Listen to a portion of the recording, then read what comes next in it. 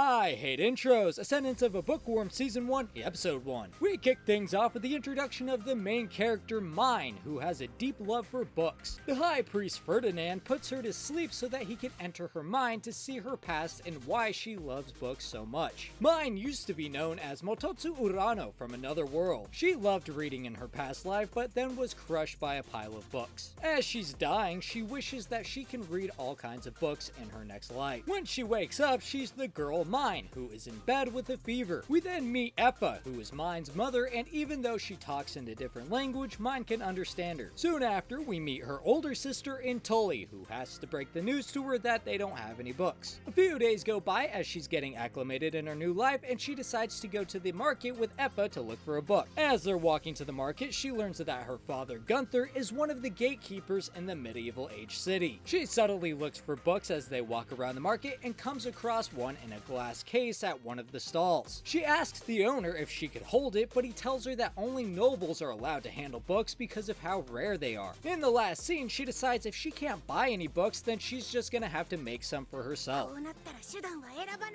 Episode 2. The next day, Gunther forgot a package at home, so Mine and Tully go to take it to him. While heading there, they run into some boys they know in Faye, Lutz, and Ralph. The three boys help them get to their father since Mine is still weak from her fever. We learn that Ralph is crushing on Tully as they send off some flirty vibes towards one another. Lutz also seems to like Mine, and she seems to be enjoying the attention. I don't know how old she was in her former life, but I have a feeling this is illegal. When they get to their dad, we meet Odo, who learns about her desire to read and write. Jump ahead a bit where Odo gives Mine a small chalkboard called a slate where she can practice writing and learning the new symbols in the language.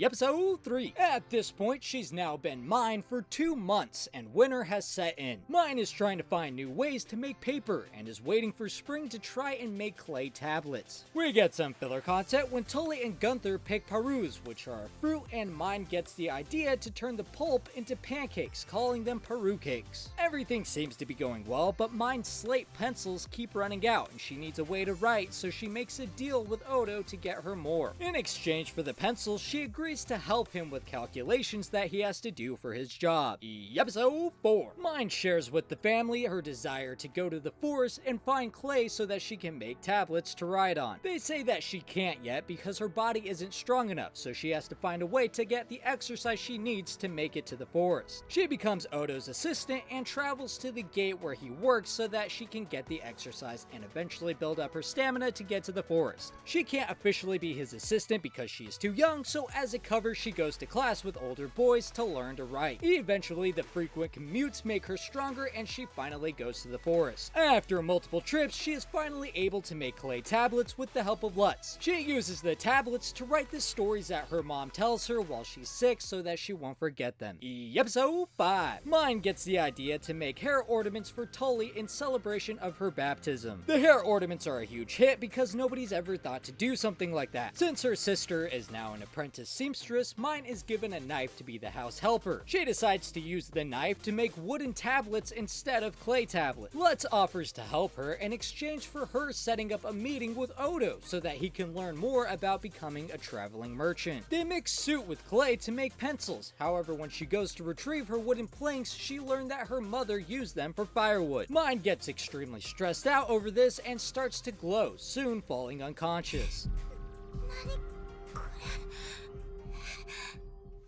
Episode 6. Jump ahead just a bit and Mine prepares Lutz for his meeting with Odo by washing his hair with her homemade shampoo to make him look presentable. Odo had also brought a man named Benno to the meeting who is a city merchant and used to be a traveling trader. Benno is intrigued by how they got their hair so clean, but Mine doesn't want to give up anything for free. Odo tries to convince Lutz not to become a traveling merchant because he will lose his citizenship. He decides he doesn't want to give up his citizenship and is instead determined to help Mine make all of her inventions. Knowing that Benno is a merchant, Mine tells him that she has the idea to make paper out of plants. He is of course skeptical, but she promises a prototype before her baptism, and he agrees to sponsor her if she succeeds. Mine and Lutz begin their project to make paper, but they run into a snag when they need nails. Odo offers up some nails in exchange for her washing his wife's hair, who is named Karina and is also the sister of Benno. In the last scene, Benno discusses with Odo that Mine might have a disease disease called the devouring and could die from it.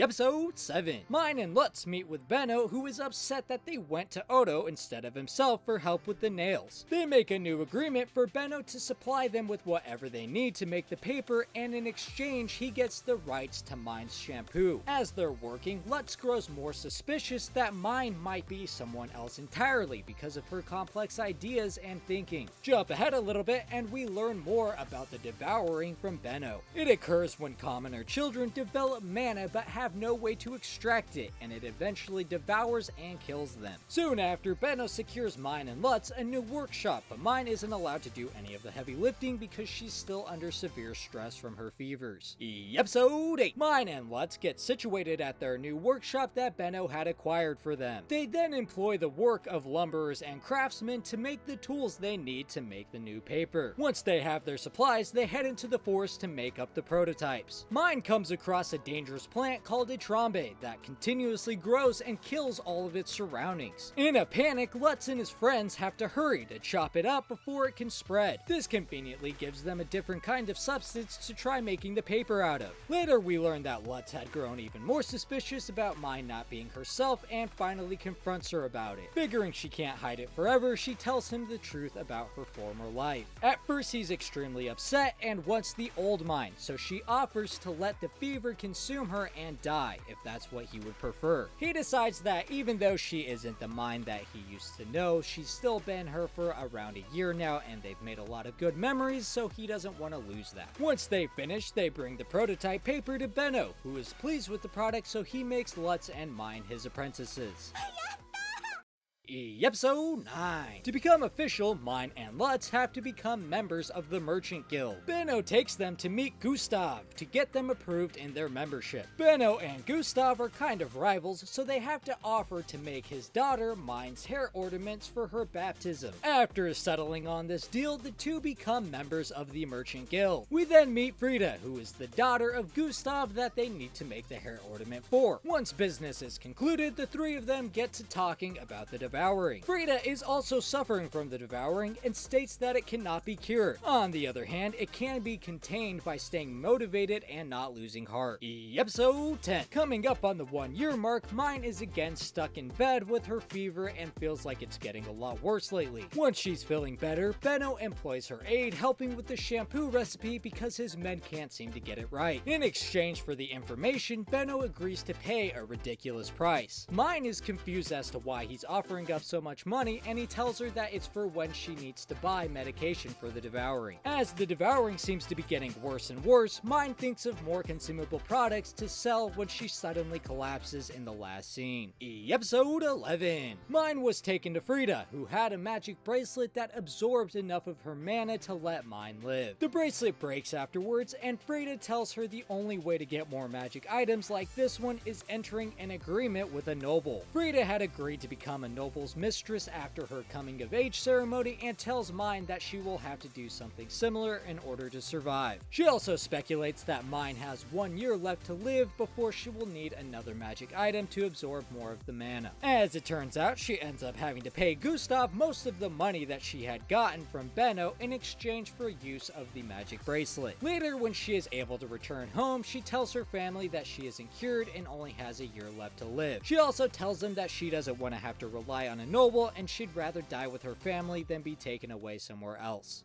Episode 12. Jump past another winter, and Mine decides to end her apprenticeship with Benno and sells him the rights to the paper. Lutz, on the other hand, is determined to become a merchant, so he's continuing his apprenticeship under Benno. Mine is focused on securing enough money for her family before she dies, so she sells cooking recipes with sugar to Frida. Now we're gonna jump ahead a bit more to Mine's baptism, with her and Lutz going along with other children to the city's temple. While there, she laughs hysterically at their traditions and collapses, which is pretty disrespectful, but they think she's ill, so they rush her off to rest. After a while, she tries to head back, but gets lost and comes across a library in the temple. Only clergy are allowed to enter the library, so she meets with the High Bishop to get access to the library. He requests a donation, so she promises 1 large gold coin, which is the highest currency. She is also required to get her parents' permission, but even if they say no, she still gets permission to read the books whenever she wants. Episode 13. When she she returns home, Mine tells her family about wanting to become a priestess at the temple. Gunther is outraged and says that only orphans join the church and have to stay there. Not knowing this, Mine returns to the temple to turn down the offer when she meets the high priest from episode 1, Ferdinand. The two of them end up reading scriptures until the high priest returns. When the priests find out she has the devouring, they bring out a magic grail that glows red when Mine touches it. Upon seeing this, they request to meet with her parents so that they can convince them to let her join the temple. After the meeting, Lutz takes Mine to Benno, who explains more about the situation. The priests have become desperate for mana because they don't have enough due to conflicts in the government. By making an arrangement with them, she could get access to the books while also draining her mana, allowing her to survive the devouring. Benno also suggests making a magic contract with him and Lutz so that she can still make contact with them while she's at the temple. Mine then goes to register at the guild to create a constant supply of income for her and Benno's profits. Lutz is sad that they can no longer make books together, but Mine informs him that she hasn't given up on her dream and she will still need his help in the future. Episode 14. Mine requests her parents' help in the negotiation with the priests, hoping to secure being treated as a noble, continuing to live at home, keeping her studio that Benno gave her, all in exchange for money and her mana. When they arrive to the meeting, the high priest realizes that they aren't wealthy. After learning this, his attitude completely changes, and he starts talking down to them and ordering that they give Mine to the temple. After refusing, the high priest orders she be taken by force, and temple guards attack them. Gunther fights back against the guards, so the high priest states that he's to be executed. This triggers Mine, and she begins to glow and attacks the high priest with her mana. Ferdinand has to step in and calms her down so that they can have an actual negotiation as they were promised. He explains that Mine was using something called the crushing, which is when a victim of the devouring loses control of their emotions. Ferdinand gains a newfound respect for Mine when he learns about how she's been staying alive and refuses to be chained to a noble, so he agrees to the conditions and makes Mine a member of the temple. And in the last scene, they return home to an emotional reunion with Tully and Lutz. I'm going to be doing the next season, and you can find that on the left side whenever I'm finished with it, or you can check out all of the Ascendance of a Bookworm recaps in this playlist here. You can also find the links in the description below, and the only thing I hate more than intros is outros.